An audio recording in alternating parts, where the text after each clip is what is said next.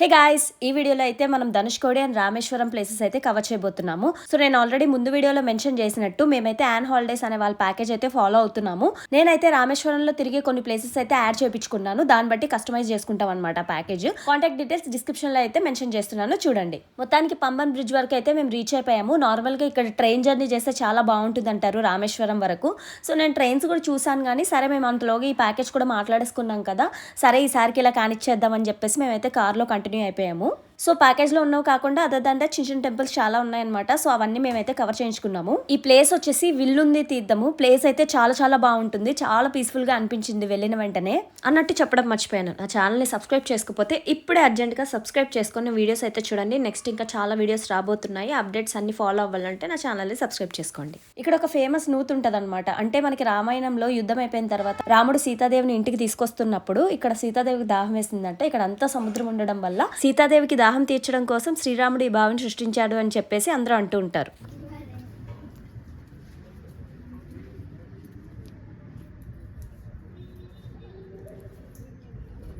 ఈ బావిలో వాటర్ని తీర్థంలాగా తీసుకుంటారనమాట. నేను కూడా తీసుకొని ట్రై చేశాను. లైట్గా ఉప్పుగా ఉన్నాయి, స్వీట్గా ఉంటాయి అన్నారు కదా అని చెప్పేసి అడిగాను. అయితే సముద్రం నీళ్ళు కూడా తీసుకొని వచ్చి తాగు అని చెప్పేసి ఎంత ఉప్పుగా ఉన్నాయి తెలుసా, అనవసరంగా అడిగాను అనుకున్నా. ఇక్కడ బీచ్ లా ఉంది కదా, సో ఇక్కడ కూడా ప్లేస్ చాలా చాలా బాగుంది. కొంచెంసేపు టైం స్పెండ్ చేయడానికి చాలా బాగుంటుంది. అంటే కొంచెం సన్సెట్ టైంలో వచ్చి అలా అందులో స్నానాలు చేయడానికి బాగుంటుంది, ఎందుకంటే క్రౌడ్ ఎక్కువ లేరు ఇక్కడ.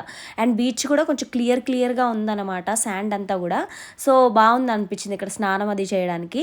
ఈసారి మీరు కనుక వెళ్తే ఇక్కడ పక్కా ట్రై చేయండి. ఇంకా ప్లేస్ నుంచి మేమైతే doctor APJ Abdul Kalam memorial అనే ప్లేస్ విజిట్ చేసాము. ఈ ప్లేస్ అయితే చాలా బాగుంది. లోపలికి మొబైల్ అయితే ఎలా చేయలేదు, సో నేనేం రికార్డ్ చేయలేదు. ఈ ప్లేస్ దగ్గర మాత్రం ఖచ్చితంగా అబ్దుల్ కలాం గారి గురించి చాలా ఇన్ఫర్మేషన్ అయితే మనం తెలుసుకోవచ్చు. ఈ ప్లేసెస్ అయితే రామేశ్వరం స్టార్టింగ్ లో ఉంటాయన్నమాట. సో ఇక్కడ నుంచి మేమైతే ఫస్ట్ స్టేకి వెళ్ళిపోయాము. మీరు కనుక ఫ్యామిలీతో ప్లాన్ చేసుకుంటే ఖచ్చితంగా కార్ సర్వీస్ అయితే పెట్టించుకోండి, ఎందుకంటే అక్కడ అన్ని ప్లేసెస్ చాలా వేడిగా ఉంటాయి.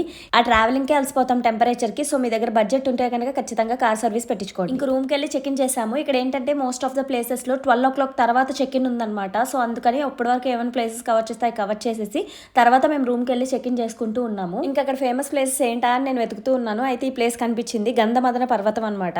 ఈ ప్లేస్ ని రామపాదం ఉన్న టెంపుల్ అని కూడా అంటూ ఉంటారు. సో ఇది బాగా ఇంట్రెస్టింగ్ గా అనిపించి ఇక్కడికైతే మేము వెళ్ళాము. ఈ ప్లేస్ అయితే అసలు చాలా బాగుంది, చాలా పీస్ఫుల్ గా అనిపించింది. ఇక్కడ నుంచి పైనుంచి చూస్తే మనకి రామేశ్వరం టెంపుల్ అయితే కనిపిస్తూ ఉందన్నమాట. అండ్ చుట్టుపక్కల కూడా చాలా చాలా బాగుంది.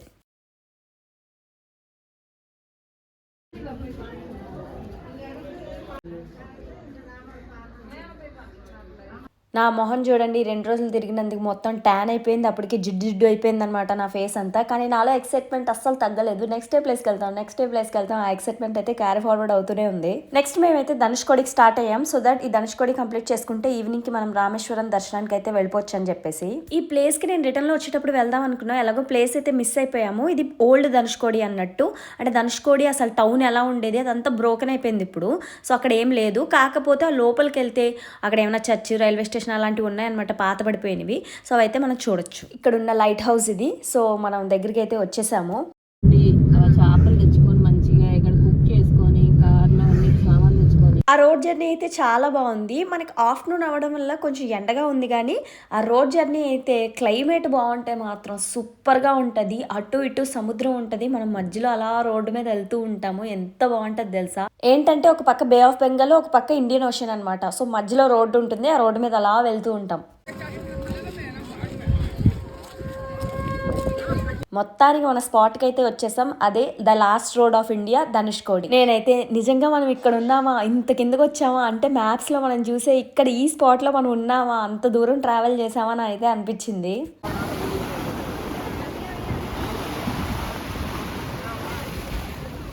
మనకేంటంటే ధనుష్కోడి అనగానే ఇలాంటి పిక్చర్ అనేది గూగుల్లో వస్తుంది. ఇది ఏంటంటే డ్రోన్ వ్యూలో తీసింది కాబట్టి.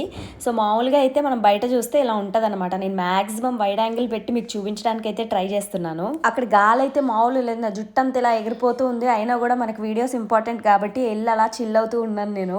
ఇంకా మా ఫ్రెండ్ అయితే మళ్ళీ డ్రోన్ తీసాడు అనమాట, ఎలా ఉంటుందో ఏంటి అని చెప్పేసి. గాలి అయితే చాలా గట్టిగా ఉంది, తనైతే చాలా ట్రై చేశాడు. నేను ఇలా రౌండ్లు కొడుతూ వైప్ అవుతూ ఉన్నాను అనమాట.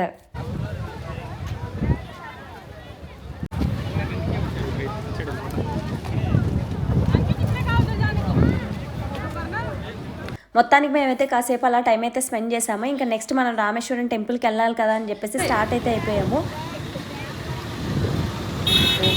ఇలాంటి ప్లేసెస్కి వచ్చినప్పుడు కంగారు పడకుండా ఎంతసేపు కావస్తే అంతసేపు ఉండాలనిపిస్తుంది. కాకపోతే మనం ప్యాకేజ్ ఫాలో అవుతున్నాం కాబట్టి ఖచ్చితంగా ఒక్కో ప్లేస్ కంప్లీట్ చేసుకుంటూ వెళ్ళాలన్నమాట. మన జనాలు అయితే ఇంత సంధిస్తే చాలు మొత్తం వెళ్ళి దూరిపోతూ ఉంటారనమాట. అక్కడ చిన్న బీచ్లో ఉంది, ఇంకా బీచ్లో వెళ్ళి అందరూ ఫుల్గా ఆడేసుకుంటున్నారు. మనకి ధనుష్కోడి రోడ్లోనే స్టార్టింగ్లో కోదండరామన్ టెంపుల్ అని ఒకటి ఉంటుంది లెఫ్ట్కి మనం లోపలికి వెళ్తే. సో ఈ టెంపుల్ కూడా విజిట్ చేద్దాం బాగుంది అని చెప్పేసి వెళ్ళామన్నమాట. ఈ ప్లేస్ ప్రాముఖ్యత ఏంటంటే విభీషణుని లంకా నగరానికి రాజుని చేశారంట శ్రీరాముడు ఇదే ప్లేస్లో. సో అందుకని ఇక్కడ కూడా వెళ్తూ ఉంటారు. అండ్ ఈ లొకేషన్ కూడా చాలా బాగుంటుంది. మేము వెళ్ళిన టైం అయితే ఈవినింగ్ అయింది. సో ఆ టైంకి అయితే చాలా రష్ ఉన్నారు, ఎందుకో తెలీదు. లోపలికి వెళ్ళి దర్శనం చేసుకోవడానికి మాకు చాలా టైం పట్టింది. మొత్తానికైతే ఈ చుట్టుపక్కల ఉన్న చిన్న చిన్న ప్లేసెస్ అన్ని కవర్ చేసేసుకున్నాం అనమాట. ఇప్పుడు మన మేజర్ ప్లేస్ రామేశ్వరం టెంపుల్ ఉంది కదా, ఆ దర్శనానికి అయితే మేము స్టార్ట్ అయిపోయాము. ఆ క్యాబ్ పర్సన్ అయితే మమ్మల్ని ఈస్ట్ గోపురం దగ్గర దింపేశారనమాట. సో ఇక్కడ నుంచి మనం ఫస్ట్ అగ్నితీర్థం దగ్గరికి వెళ్ళాలి. ఇంక ఇక్కడ నుంచి అయితే మేము అలా చాలా దూరం నడిచామన్నమాట అగ్నితీర్థం వరకు. అగ్నితీర్థంలో ఏంటంటే మనం మునగాలన్నమాట, అది మంచి హోలీ వాటర్. సో అక్కడ ఫస్ట్ మునిగిన తర్వాత ఇంకొక ప్రాసెస్ ఉంటుంది. అక్కడ 22 బావులు ఉంటాయి. సో అందులో కూడా వాటర్ని మనం నెత్తి మీద చల్లుకోవాలి, మీద నుంచి పోసుకోవాలి అని చెప్పి అంటూ ఉంటారు. ప్రాసెస్ అంతా నేను డీటెయిల్స్ చెప్తాను.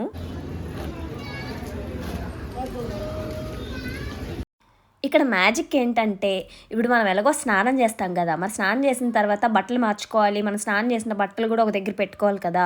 సో అందుకోసమని మేము కార్ దిగినప్పుడే అంటే ఇక్కడికి వచ్చే ముందే ఏ బట్టలు వేసుకోవాలి అని చెప్పేసి ఒక బ్యాగ్లో మొత్తం ప్యాక్ చేసుకొని ఆ బ్యాగ్ తీసుకొని ఇక్కడ వరకు అయితే వచ్చాము. వచ్చి ఇక్కడ స్నానం చేసి బట్టలు మార్చుకుందామని. ఇంతకీ చెప్పలేదు కదా మేము ఏ రోజు ఇక్కడికి వచ్చామో. మేము వెళ్ళిన రోజు కార్తీక పౌర్ణమి. మేమైతే పొద్దు నుంచి ఫాస్టింగ్ ఉన్నాం. ఇక్కడికి వచ్చి స్నానం చేసి దేవుడికి ఇక్కడే దీపం పెట్టుకోవాలని నేను అలా ప్లాన్ చేశాను అనమాట. ఎందుకంటే మా మమ్మీ కార్తీక పౌర్ణమి ఎప్పుడు ఇంటి దగ్గర జరుపుతూ ఉంటుంది. లాస్ట్ ఇయర్ మేము గోకర్ణలో ఆత్మలింగం టెంపుల్కి వెళ్ళాం కార్తీక పౌర్ణమి రోజే. అలానే ప్లాన్ చేశా గోకర్ణ ట్రిప్.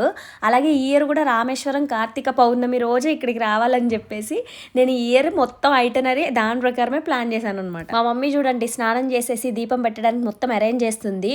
ఇక్కడ ఆంటీస్ అయితే ఎంత డెడికేషన్గా మొత్తం అన్ని పూజలు చేస్తున్నారంటే, వాళ్ళు పొద్దున్నే దర్శనానికి వెళ్ళొచ్చేసి మళ్ళీ సాయంత్రం వరకు ఇవన్నీ చేసుకొని మళ్ళీ నైట్ కూడా దర్శనానికి వెళ్ళారా అంట ఆంటీ వాళ్ళు.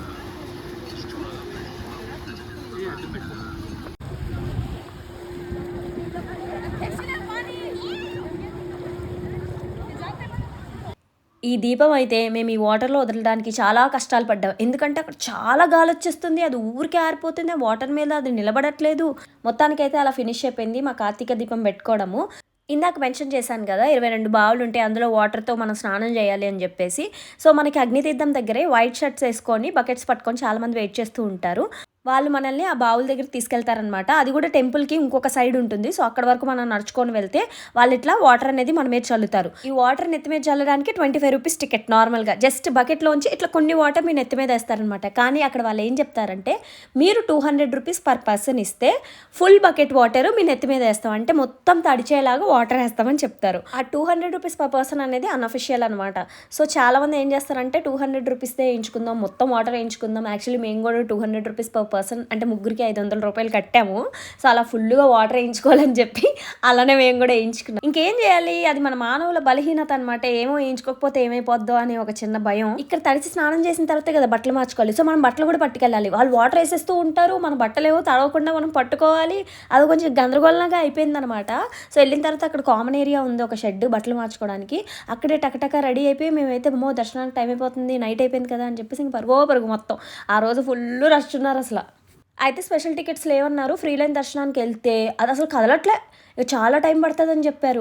ఇంకా కొంచెం ముందుకెళ్ళిన తర్వాత ఒక అన్అఫిషియల్గా భయ్యా డబ్బులు ఇస్తాం మమ్మల్ని లోపల తీసుకెళ్తాం అని చెప్పేస్తే ఇంకో లైన్లో కలిపేశాడు అనమాట తీసుకొని. మరి ఏం చేయాలి, టెంపుల్లో వీడియోస్ ఏంటి ఇలా ఉన్నాయని అనుకోకండి. యాక్చువల్గా మొబైల్ అలో చేయరు, కాకపోతే ఆ రోజు చెకింగ్ చేయలేదు. సో మొబైల్ని మేము లోపలికి తీసుకెళ్ళిపోయాము. అక్కడక్కడ ఎవరు చూడని దగ్గర నేను ఇలా వీడియోస్ తీశాను జస్ట్ నాకు మెమరీ కోసం. లోపల ఆర్కిటెక్చర్ అయితే చాలా బాగుంది. మొత్తానికి మా దర్శనం 1 అవర్లో ఫినిష్ అయిపోయింది. మేము బయటకు వచ్చేసాము. పొద్దున్న నుంచి ఉపవాసంలో ఉన్నాము, నాకైతే ఎనర్జీ లేదు. ఎక్కడైనా తిందాము, నైట్ అన్నం తినాలన్నమాట. అక్కడేమో ఎవరు అన్నం తినరంట, రాత్రిపూటలో మొత్తం టిఫిన్సేనంట. ఇంకా హోటల్ సర్వనాన్ అని ఒకటి ఉందన్నమాట, అక్కడ ఫ్లేవర్ రైస్లు ఉన్నాయి. సో అలా కొంచెం కానిచ్చేసి నైట్ అయితే ఇంకా హోటల్కి వెళ్ళి రెస్ట్ తీసుకున్నాం. యాక్చువల్గా అక్కడ జ్యోతిర్లింగంతో పాటు స్ఫటికలింగం దర్శనం కూడా ఉంటుంది, కానీ అది డే టైంలో ఉండదు. ఎర్లీ మార్నింగ్ మనం 4 కల్లా అక్కడ టెంపుల్కి వెళ్ళిపోవాలన్నమాట. ఆ దర్శనం మనం ఎర్లీ మార్నింగే చేసుకోవాలి. నెక్స్ట్ డే ఎర్లీ మార్నింగ్ మేము వెళ్దాం అని అనుకున్నాం, కానీ ముందు రోజు తిరిగిన దానికి చాలా అలసిపోయామండి. ఫుల్ డే మేము ఉపవాసం ఉండడం వల్ల చాలా ఎనర్జీ డ్రాప్ అయిపోయింది. ఆ నైట్ మాకు రెస్ట్ చాలా అవసరమైంది. ఇంకా దర్శనం మేము డ్రాప్ అయిపోయాము. సో ఈ రోజు ప్లాన్ ఏంటంటే ఇక్కడ నుంచి మనం కన్యాకుమారి వెళ్ళాలి. రామేశ్వరం నుంచి కన్యాకుమారి వెళ్ళడానికి ఈజీగా 7+ అవర్స్ అయితే పడుతుంది. సో మనం ఇప్పుడు స్టార్ట్ అవ్వలేదు అనుకోండి, మనం అక్కడికి వెళ్ళేసరికి నైట్ అయిపోద్ది. సో అందుకని మేము గబా రెడీ అయిపోయి అయితే స్టార్ట్ అయిపోయాము. నెక్స్ట్ కన్యాకుమారి వీడియో చాలా బాగుంటుంది, అస్సలు మిస్ అవ్వకండి. ఒకవేళ నా ఛానల్ని ఇంకా సబ్స్క్రైబ్ చేసుకోకపోతే ప్లీజ్ సబ్స్క్రైబ్ చేసుకోండి. నెక్స్ట్ నేను పెట్టే అప్డేట్స్ అన్ని మీకు వస్తూ ఉంటాయి.